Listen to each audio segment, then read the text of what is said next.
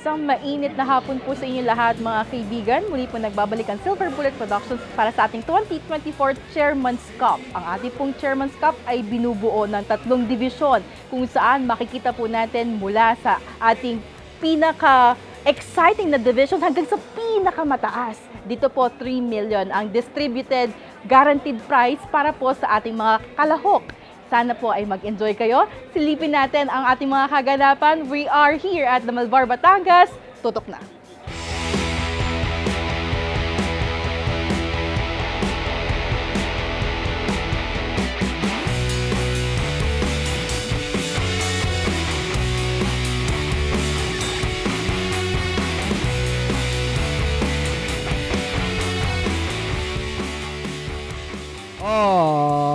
RSL for the 2024 Piracom Chairman's Cup Division 3 Secretary best to begin La Liga Filipina is running by the second and third main ballot polls. Open billing and Wild is the Wind is the early trailer. Down to the finish for the first time we have Zach Retari, the leader by elect. La Liga Filipina is right behind in second and 7 lengths away in third. Wild is the Wind alongside Main Ballot Falls and Open Billing is running up the tail of the field by about 14 lengths off the pace. Meanwhile, Red still Secretary, the leader today by a length. On the outside is La Liga Filipina and 10 lengths away in third. Wild is the Wind, Main Ballot Falls and Open Billing. And at the 3/4 mile distance, and still Secretary enjoying a length lead. La Liga Filipina remains in second. Wild is the Wind still in third. Main Ballot Falls and a long way back to Open Billing. And at the half mile, Red still Secretary goes on by a length. La Liga Filipina still in second. Wild is the Wind now trying to get closer in third and followed by Main Ballot Falls and Open Billing. And at the last 800, Red still Secretary. La Liga Filipina. Wild is the Wind now coming closer in third. Open Billing and Main Ballot Falls with Secretary still in front. La Liga Filipina. Here comes Wild is the Wind. Main Ballot Falls and Open Billing.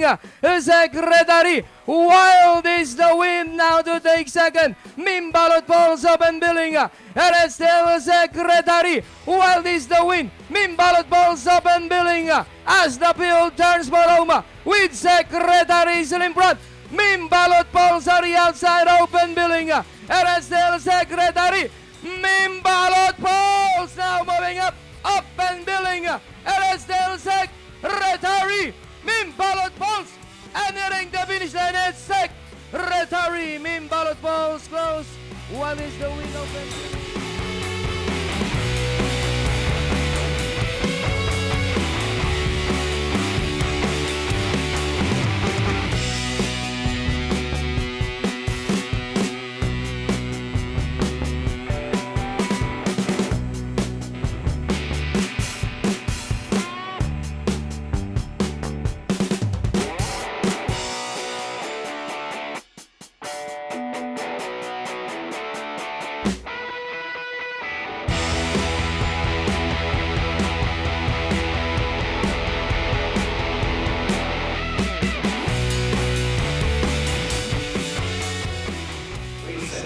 In the 2024 Piracom Chairman's Cup 2, we've got Diversity leading the proceedings. James 40, 11 over Cromwell, got on the inside, Shine, Silk, Beauty Goose, and Cromwell. And as they down the stretch, for the first time, it's Diversity by a length and a half over Shanghai Silk in second. Running in third is Cromwell, Beauty Goose, and Easy Does It is racing in fifth. Passing the winning post for the first time, Diversity by about 2 lengths over Shanghai Silk. Running in third down is Easy Does It, that on the inside is Cromwell, and Eutychus is now racing in last. And as they make the first turn and towards the 3/4 mile distance, it's Diversity still there in front over Shanghai Silk in second. Then running out in 30, Easy Does It. Traffic out in 40 is Cromwell, and Eutychus is still racing in fifth by about 5 to 6 lengths from back to front. And down the backstretch run is Diversity, leads by 3/4 of a length, being Hansen now by Shanghai Silk. Clearance for the backing 30cc, that's it. Chrome belt coming closer now is Shooting Goose. Past the last 800. It is still diversity, still leading the proceedings. These now by Aleng Ganef over Shanghai Service 37. Coming closer now in 30cc, that's it. And around the fourth turn, it is still diversity. Diversity still out in front by Alec, then joining the body outside Alice, AC does it in the middle of Shanghai. So here comes Shooting Goose and a long way back to Crown Bell towards the final turn. It is still diversity. Here comes AC does it. Shanghai Silk in the middle. Shooting Goose down on the inside and down to the finish. It is still diversity by something lengths now. Then moving up now to take second is AC does it. And hitting the finish line. Diversity, easy does it! And finally, from start to finish, belongs to Diversity, the 2024 Piracom Chairman's Cup.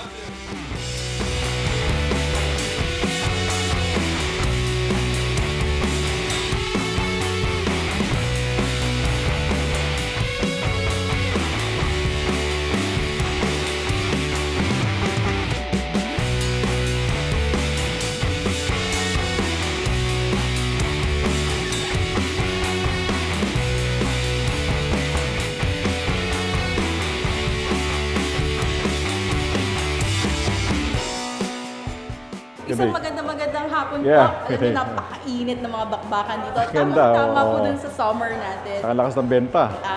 Yes. And nakikita po natin yung pagtangkilik muli ng ating Oo. mga bayang Kirinisa. So what can you Salamat. say about that po? Nauna, nagpapasalamat ako sa lahat ng connections, horse owners, breeders, jockeys, trainers, and all the tellers, no? And all the employees that participated in Philippine horse racing industry. At especially, siyempre, sa Bayang Karista. Walang Bayang Karista, mahirapan tayo makasurvive. Salamat po sa pagtangkilik sa industriya ng karera. And let's talk about po sa nagaganap po natin pakararang ngayon. Ito po ay pagpaparangal at pagkilala po sa inyo para sa ating industriya. Chairman's Cup po ito, our 2024 Philacom Chairman's Cup. And this time, medyo dumami po ang ating po mga Entries. divisions. Oo. No? So, can you explain paano po kayo nagsimula at paano po nabuo ang konseptong ito? Kasi noong 2020, problema ng mga horse owners. After the Triple Crown, wala silang matakbuhan. So yung 4-year-old and above, ginawa namin ng series. We call it Triple Cup. No? Yung Commissioner Cup, yun ang first leg. Tapos Classic Cup, yun ang second leg. As third leg nga itong Chairman's Cup. So all the 4 years old and above, they have all the chances to participate. Depende kung saan nila gusto, kung saan bagay yung kabayo nila. If they feel na magaling yung kabayo nila, Division 1. Kung medyo magaling, Division 2. Kung magaling lang, Division 3. Okay. So, ito po mga bayang Kirinisa, giving equal chances, hindi lamang po sa mga breeders natin, tsaka sa mga horse owners natin, ganoon na rin po sa inyong mga tatayaan. Tama, Kasi tama. ito po ang nagbibigay ng thrill sa Tama. ating mga highlights races Correct, for every correct. Sunday. Correct, oo. And we continued na, we look forward na i-continue po ito sa Yeah. mga susunod po natin mga programs. Actually, this is the third year na meron Triple Cup. So, hopefully, through the years, meron to. And as you can see, Bayang Kirinisa, very generous naman talaga ang mga papremyo dito dahil 3 million po ang ibinibigay ng Philippine Racing Commission. Kasama na rin po yung mga supports na ating mga sponsors. So, do you think, Chairman, lalaki pa po yung ating mga papremyo? Yeah, I think in the coming years, we will be having more bigger prizes in the coming years. Hopefully, the government will provide us more additional funds for us to give it to the horse owners and breeders.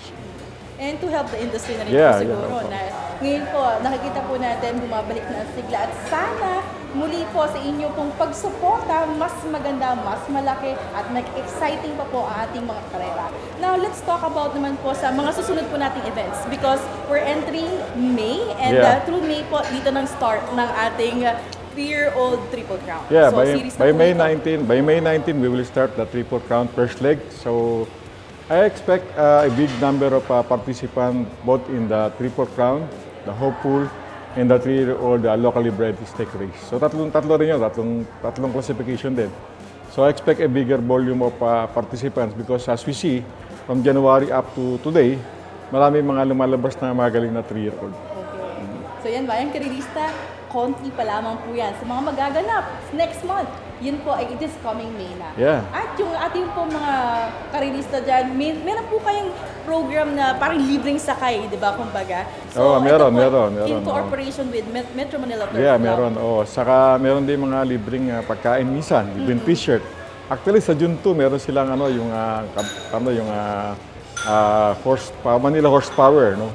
So malaking karera yun sa June 2. June 23 naman yung inaabangan din ng tao, yung Grand Copa de Manila. So malaking karera yung dalawa na yun. So by June 2 saka June 23. Kasi ayain po natin mga Bayang So Karilista. again, una papasalamat ako sa Bayang Karista at iniimbita namin sana kayo, pumunta rin kayo dito sa Racing Club para makita nyo ang live yung karera. At again, maraming salamat sa inyo. Thank you so much, Chairman. Thank you din, thank you din. Maraming salamat, Bayang Karilista, muli po sa lahat ng bumubuo po ng ating mga karera, from the stakes holders sa pinakamaliit hanggang sa may pinakamalaking kontribusyon dito. Kami po ay nagpapasalamat dahil kayo po ang bumubuhay dito sa lahat ng mga taong nandito. Ganun din rin, huwag niyo pong kalimutang tutukan ang ating mga next episodes pa dahil sabi nga ni Chairman, maraming aabang. Thank you.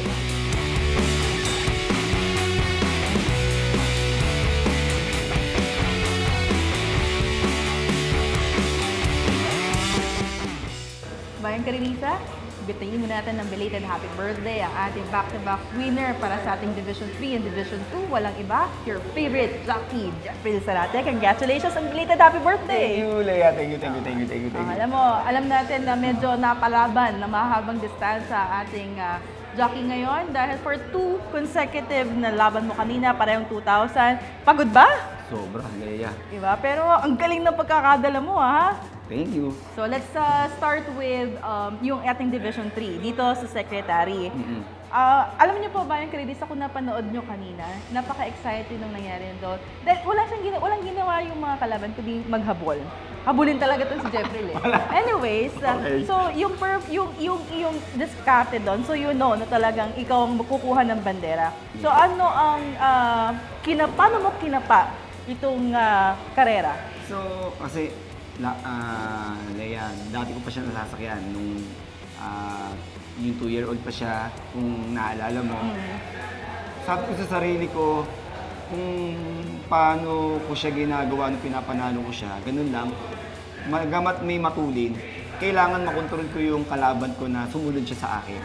Kasi hindi ko kailangan magpakita na maglutsahan kami, magbigayan kami ng pressure. Kundi, kumbaga sa i-ano ko siya na, eto lang tayo huwag tayong maglutsahan para pares lang tayong darating sa huli. At least, hindi man tayo manalo, nandun tayo. Na-please ko naman yung ganong diskarte ko. Kasi sa mga 2,000 You know, kailangan may tipid, Yes. tapos dapat may huling bulusok sa dulo. Tama, So, Leia. kailangan it's a combination of tamang pagtitipid at tamang pagbibigay kung kailan. So parang pinalo mo to last sa 3 octavos na. Tama. Diba? Oo, kasi nung nag-3 octavos, kailangan ko na siyang pakiramdaman kung meron pa ba siya or kung paano pa ba siya, magre-response pa ba siya. Nung nalipatan ko siya nung kaliwa at napalo ko, ayun, nag-response. Sabi ko, tapos ngayon, nag-shift na ako ng renda na para humigpit, para mag-ano ulit yung galit niya. At yun, tuloy-tuloy, Leia. Maganda. It's a beautiful win parang kay Secretary. At inulit mo yan, ha? Banderang tapos ka rin para sa ating Division 2, which is diversity naman. Although, magkaibang mag-ari, same discard ang ginawa ni Jeffrey Zarate. So, iba, for sure magkaiba yung bilin sa'yo ng magkaibang trainer sa magkaibang team.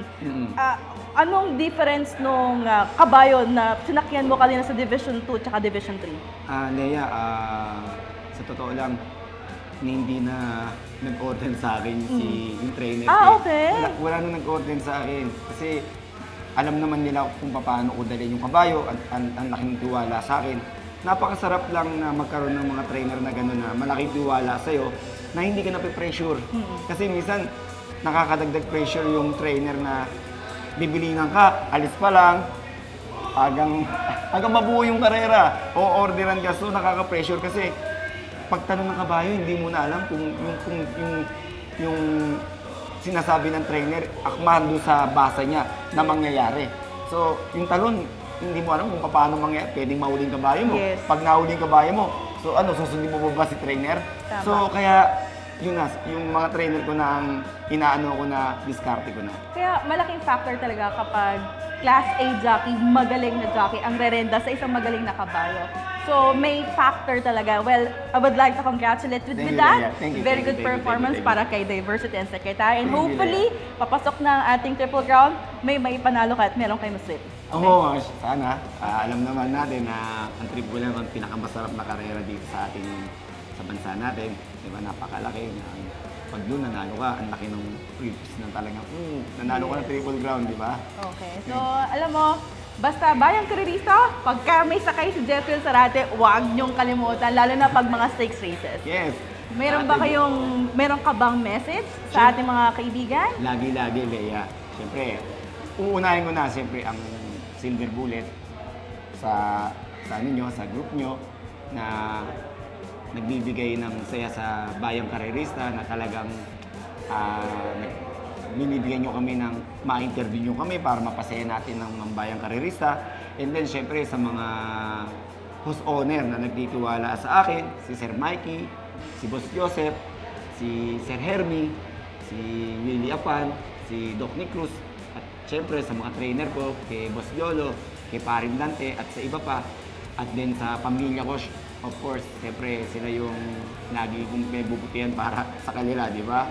And then syempre, nung birthday ko, yung sa lahat mga nagpunta, kaibigan, kumpare, family, maraming salamat. At supportahan po natin lagi ang karera kay Chairman Relly De Leon na tuloy-tuloy na gumaganda ang karera sa mga commissioner at sa association namin. Maraming salamat at pagpalain po tayo ng Diyos palagi. Thank you so much. Hello, Bayang Karerista, kung hindi pa po kayo nakasubscribe and like dito sa aming page, i-follow niyo na para lagi niyo nakikita ang mga interview namin with Jeffrey Sarate. Yes. Thank you. Thank you, Leia. Thank you. Then, on the way now, the Chairman's Cup was among gets away followed by June Navajas and Julio. And as they race straight now, still Pons Among, is Pons Among, then Marias and Don Julio, then followed by Jaguar Marias and June, then followed by Warcom. Then next line is Modern Form, while Latter Pay is running the center fielder. And as they lead the straight now, Boss Amon leads by Gunner, followed by Don Julio. Jaguar is running by Wildan, followed by June Kuga. Next in line is Warkan, then followed by Modern Koma, while Latter Pay is still running the center fielder. And as they race the last 1200, it is still Boss Amon leads by, moving up now is Jaguar. Jaguar in front by some two other boys among Don Julio. And here comes June Cook, paddling the way to work on Modern Kong, rolling back, Latter Pay. But it's still Jaguar leads by some 2.5 lines with Jack Sarate. On the rider, it is still Jaguar with 2 lanes lead, followed by Boss Among. Here comes Don Julio now for the outside of June Cook. And as they race around 600 now, it's now Don Julio for the outside. Leads by some 2 lanes, Don Julio, June Cook. Now running second, down in third, Boss Among, Jaguar, lonely back. To work on Modern Kong and Latter Pay, 300 to go. Don Julio, here comes Don Jones now from June Cook. For a turn now, Don Julio, June Cook, Boss Among and Jaguar down the stretch they go. Don Julio and June Cook now for the outside. June Cook now for the outside. Don Julio and June Cook. June Cook now for the outside. Don Julio. And up the line is going to be June Cook. Don Julio.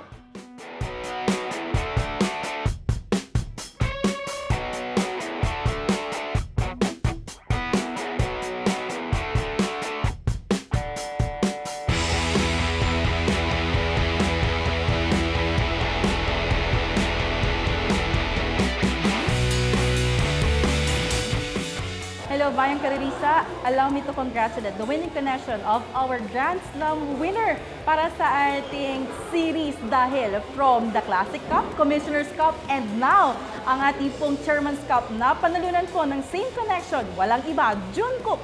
Ito po'y pagmamayari ni Miss Tisha Sevilla at ito po'y inihanda naman, walang iba na ating trailer, Moy Monggaya. Congratulations! I'm Thank very you. happy. You know, bihira po kasi na makaroon ng Grand Slam sa tindi po ng mga bakbakan at gagaling po ng mga magkakalaban. So, talagang job well done sa inyong grupo at sa inyong team. So happy. So, what can you say about dito sa inyong panalo? Grand Slam kung tusin to.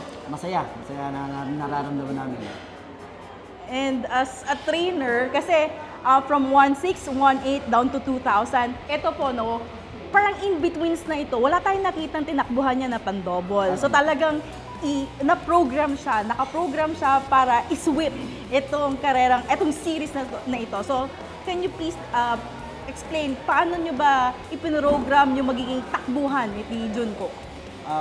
Yung preparasyon namin para talaga sa mga malalaking karera na Tapos yung, siguro ito medyo ipapahinga namin.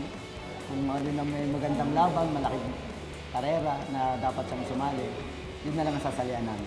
Okay, so probably makikita natin ito sa Araw ng Maynila na ba? Oo, Tingin ko. Araw ng Maynila. Okay, nakita naman natin a very good performance coming from the jockey and of course, yung kondisyon ng kabayo. So, paano nyo napanatili yung ganong kondisyon all throughout ng series na to? Tulong-tulong kami. Ng kabayo, si Tisha, si Toto, si Bilya.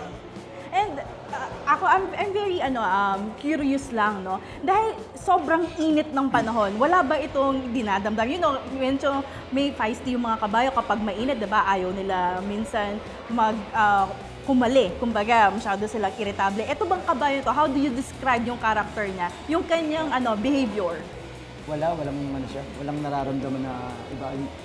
Mapait siya sa loob ng kwadra. Talaga? So even doon sa mga karera, kahit yung parada, very lang siya, no?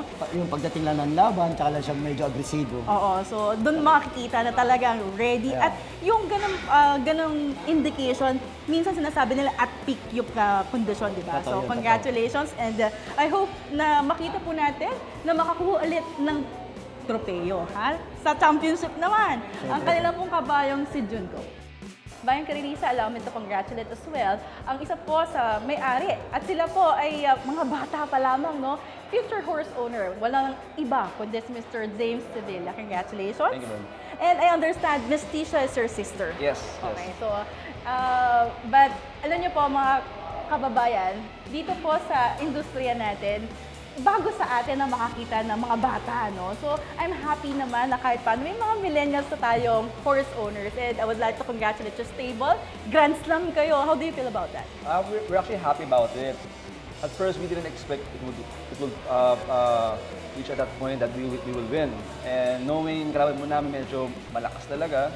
And parang we went there just to support, to enjoy the community. So we're actually happy that we won the trophy and we won the Chairman's Cup. Oh, congratulations. You know, it's very exciting lalo na kapag ganito pong series because yung mga katulad na na-interview ko kanina si Mr. Moy Monggaya, it's very hard na makasweep lalo na ang daming magagaling. So, with this, sa stable nyo, ikaw bang on hand? Meron ka Yes. bang participation? Yes, of course. How do you do that? Usually, I'm the one who's managing everything and I'm the one who's actually purchasing the supplies. Oh, okay. Yeah, so I'm the one at the background. I don't really put myself up front because I want to be hidden. So I want my sister to be here, to be honestly. So for Yate. So yun, yung ginagawa dito. So we usually, I usually do the business side and the management side for my father and for my sister. Wow. Yeah. And with that, congratulations. Thank you very Hopefully, for the next race, sana nandito ulit kayo to support. Hopefully, hopefully. And if I'm not mistaken, na-mention niya, so hindi mo ipapahinga muna sa Jungkook Yeah. and you're looking forward sa Manila. Ito yung Grand Copa de Manila. Malaki din yun. Dahil po din yung talaga po. Well, eto po ang ating pong mga bagong horse owners. So hopefully, sa lahat po ng mga girls dyan, alam niyo, kailangan may panghatak tayo mga pogi horse owners eh.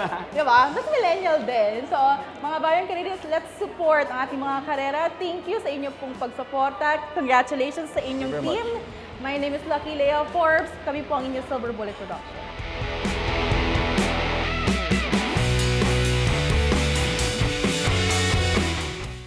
Bayan Karinisa, ngayong araw, punong-puno ng aksyon. We would like to congratulate the winning connection from our Division 1, 2, and 3. Grand Slam po ang kabayang Junkook mula po sa ating Commissioner's Cup, Classic Cup, at ngayon, ang ating pong Chairman's Cup. Congratulations to the winning connections. Same way, syempre, congratulate din po natin ang Chairman's Cup Division 2 winner, walang iba. Yan po ay Diversity. At ang ating pong Chairman's Cup, yung ating po namang si Secretary, magandang performance ang inyong mga nakita. Yan po ay makikita niyo pang muli sa mga susunod pa nating events. So please, sana hindi po kayo magsawang tumutok at sumuporta dito sa aming channel. Kami po ang inyong Silver Bullet Productions. Always like, share, and subscribe kung hindi pa ha. Well, kami po ay umaasa na magkikita-kita tayo ulit dito na mismo sa Malbar, Batangas. My name is Lucky Lea Forbes.